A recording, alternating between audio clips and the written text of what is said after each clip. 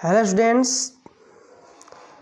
आज के नए वीडियो में सभी विद्यार्थियों का बहुत बहुत स्वागत। तो देखिए स्टूडेंट्स, जैसा कि हम लोग इसमें पढ़ रहे हैं interchange of active and passive voice. तो ध्यान दीजिए स्टूडेंट्स, हम लोग पैसिव वॉइस में प्रेजेंट इंडेफिनिट टेंस की पैसिव वॉइस पढ़ चुके हैं। अब आज हम लोग पढ़ेंगे प्रेजेंट कंटीन्यूअस टेंस की passive voice.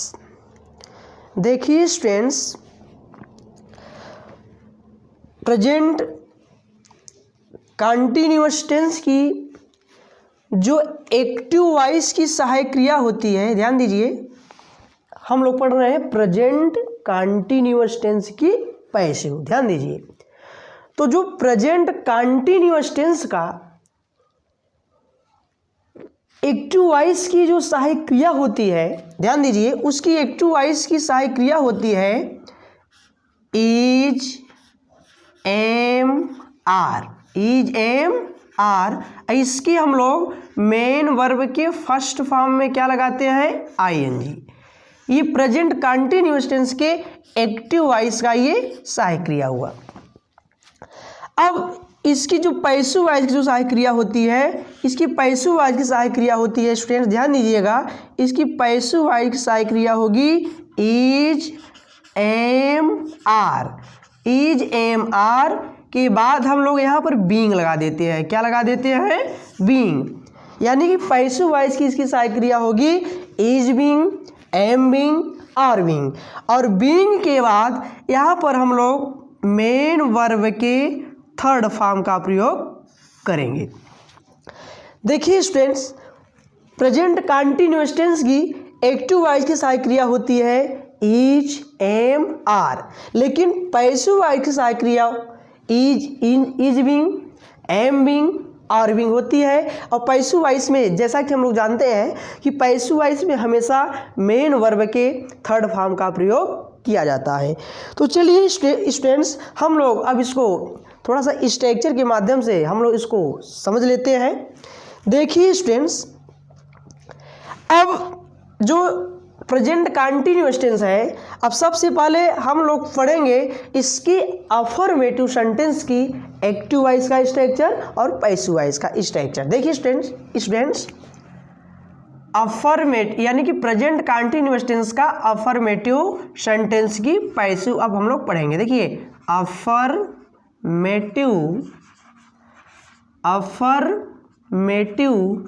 Sentence, affirmative sentence.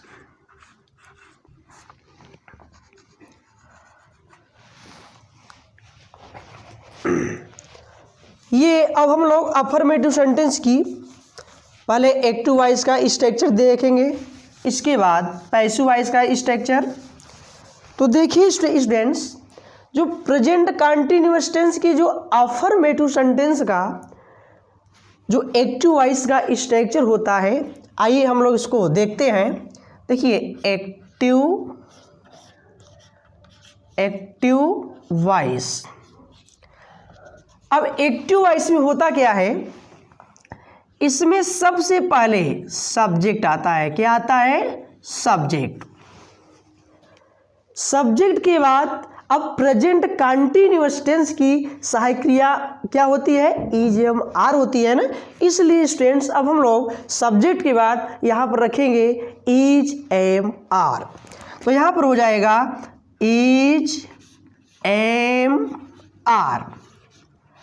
अब इज, एम, आर के बाद हम लोग मेन वर्ब के फर्स्ट फॉर्म में आईएनजी लगाते हैं।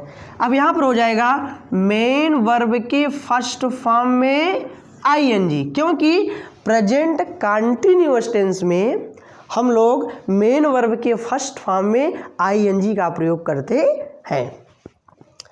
अब मेन वर्ब के फर्स्ट फॉर्म में आईएनजी हो गया, इसके बाद होगा ऑब्जेक्ट। ऑब्जेक्ट के बाद हमारा हो जाएगा ETC।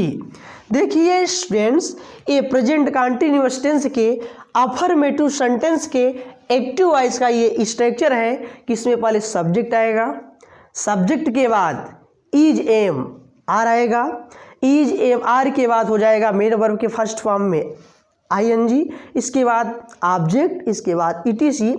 तो ध्यान दीजिए स्टूडेंट्स, जब हम लोग इसको पैसिव वॉइस में चेंज करते हैं तो देखिए इसको कैसे हम लोग चेंज करेंगे।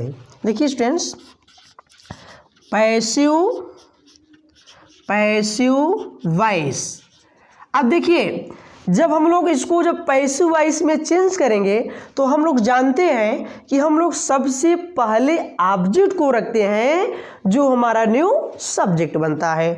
तो यहाँ पर हम लोग सबसे पहले रखेंगे ऑब्जेक्ट, जो कि यहाँ पर हमारा बन जाता है न्यू सब्जेक्ट। अब ऑब्जेक्ट के बाद अब हम लोग यहाँ पर रखेंगे पैसिव वॉइस की सहायक क्रिया, यानी कि यहाँ पर अब हम लोग रखेंगे प्रेजेंट कंटीन्यूअस टेंस की पैसिव वॉइस की सहायक क्रिया। तो ध्यान दीजिए स्टूडेंट्स, प्रेजेंट कंटीन्यूअस टेंस की जो पैसिव वॉइस की सहायक क्रिया होती है वह होती है is being, am being, are being, यानी कि इज एम आर के साथ हमको बीइंग ऐड करना होता है। अब यहाँ पर हो जाएगा ऑब्जेक्ट के बाद ऑब्जेक्ट जो कि हमारा न्यू सब्जेक्ट बनता है। इसके बाद अब इसकी पैसिव वॉइस की सहायक क्रिया जो होगी, देखिए is am are plus being, यानी कि हमें क्या करना है, इसमें बीइंग ऐड करना है, यानी कि इज बीइंग, एम बीइंग, और बीइंग। इसके बाद यहाँ पर हो जाएगा हमारा मेन वर्ब का थर्ड फॉर्म। अब मेन वर्ब का थर्ड फॉर्म हो गया। अब मेन वर्ब के थर्ड फॉर्म के बाद यहाँ पर हो जाएगा बाई। अब बाई के बाद यहाँ पर हम लोग रखेंगे सब्जेक्ट का ऑब्जेक्ट, सब्जेक्ट का ऑब्जेक्ट। अब देखिए स्टूडेंट्स, ये एक्टिव वॉइस की ये एक्टिव वॉइस का स्ट्रक्चर है और ये पैसिव वॉइस का। आइए हम लोग अब एग्जाम्पल के माध्यम से इसको समझते हैं। देखिए students,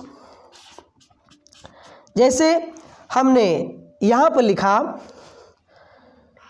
C is singing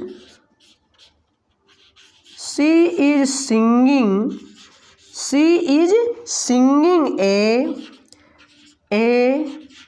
sweet song, she is singing a sweet song. अब देखिए स्टूडेंट्स, ये हमारा एक्टिव वॉइस है, ये हमारी कौन सी वॉइस है, एक्टिव वॉइस। अब देखिए स्टूडेंट्स, हमें इस सेंटेंस की ये पैसिव वॉइस बनाना है। तो सबसे पहले हम लोग इसमें ये देखेंगे कि ये किस टेंस का वाक्य है। तो देखिए स्टूडेंट्स, ये हमारा प्रेजेंट कंटीन्यूअस टेंस का वाक्य है। अब जब हमें टेंस का पता जब हो जाता है, हमें टेंस मालूम हो जाता है कि ये किस टेंस का वाक्य है, तो हम लोग तब सेंटेंस को देखते हैं कि ये कौन सा सेंटेंस है। तो देखिए स्टूडेंट्स, ये हमारा अफर्मेटिव सेंटेंस है। तो जब हम लोग इसकी जब पैसिव वॉइस यानी कि जब बनाएंगे तो सबसे पहले हम लोग यहाँ पर रखेंगे ऑब्जेक्ट। तो देखिए ये हमारा सब्जेक्ट है, ये हमारी हेल्पिंग वर्ब है, और ये हमारा मेन वर्ब है, ये हमारा क्या है, ऑब्जेक्ट है। ये पूरा ए स्वीट सॉन्ग क्या है, ये हमारा ऑब्जेक्ट है। तो देखिए स्टूडेंट्स, पहले हमको क्या रखना है, ऑब्जेक्ट, जो कि न्यू सब्जेक्ट बनता है।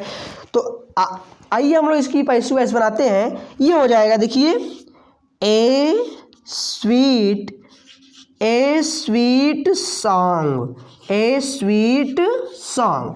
अब देखिए, अब ए स्वीट सॉन्ग के अकॉर्डिंग यहाँ पर पैसिव वॉइस की सहायक क्रिया इज हो जाएगी। तो यहाँ पर होगा ए स्वीट सॉन्ग इज। अब इज के साथ बीइंग का प्रयोग हमको यहाँ पर जो है करना है। ए स्वीट सॉन्ग इज बीइंग। अब यहाँ पर क्या रखेंगे, बीइंग। देखिए ए स्वीट सॉन्ग इज बीइंग। अब देखिए बीइंग हो गया ना। अब बीइंग के बाद हमको क्या करना है, मेन वर्ब की थर्ड फॉर्म का प्रयोग करना है। तो ध्यान दीजिए स्टूडेंट्स, अब यहाँ पर सिंगिंग दिया है, तो सिंग, संग और संग होता है। तो अब यहाँ पर हम लोग मेन वर्ब की थर्ड फॉर्म का प्रयोग करेंगे, तो ये हो जाएगा संग, SUNG। A sweet song is being संग। अब मेन वर्ब का थर्ड फॉर्म हो गया। अब मेन वर्ब के थर्ड फॉर्म के बाद अब हम लोग यहाँ पर रखेंगे बाई, तो ये हमारा बाई हो गया। अब बाई के बाद हो जाएगा सब्जेक्ट का ऑब्जेक्ट। अब देखिए यहाँ पर हमारा सब्जेक्ट सी है, तो सी का ऑब्जेक्ट होता है हर, तो यहाँ पर हो जाएगा हर। देखिए स्टूडेंट्स, अब ये हमारा पैसिव वॉइस बन गया। अब देखिए, अब इसका मतलब क्या है, ए sweet song is being sung by हर, यानी कि उसके द्वारा एक मधुर गीत गाया जा रहा है। देखिए स्टूडेंट्स, इसको अर्थ को भी हम लोग समझते हैं। अब देखिए जो एक्टिव वॉइस है, इसका क्या हुआ अर्थ, she is singing a sweet song, वह एक मधुर गीत गा रही है, वह एक मधुर गीत गा रही है। जब हम लोग इसको जो पैसिव वॉइस में जब चेंज करते हैं, तब इसका अर्थ क्या हो जाता है, देखिए ए sweet song is sung by हर, यानी कि उसके द्वारा एक मधुर गीत गाया जा रहा है, यानी कि उसके द्वारा एक मधुर गीत गाया जा रहा है। अब देखिए जैसे और इसके हम लोग सेंटेंसेस का देख लेते हैं। देखिए स्टूडेंट्स, अब जैसे हमने यहाँ पर लिखा ही इज राइटिंग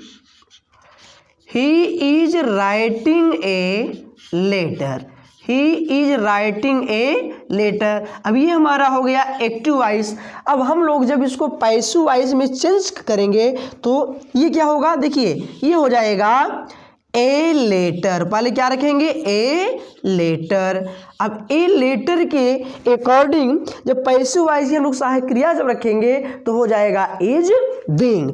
तो ए लेटर इज बीइंग क्या होगा, ए लेटर इज बीइंग। अब इसमें देखो, अब मुख्य क्रिया है राइटिंग, तो राइटिंग का थर्ड फॉर्म होता है रिटेन, राइट, रोट, रिटेन। तो देखिए इस students, a letter is being, अब यहाँ पर जो राइट है इसमें आईएनजी लगा हुआ है, तो इसका थर्ड फॉर्म होता है रिटेन, राइट, रोट, रिटेन। तो यहाँ पर होगा a letter is being, a letter is being written होगा, WRITTEN,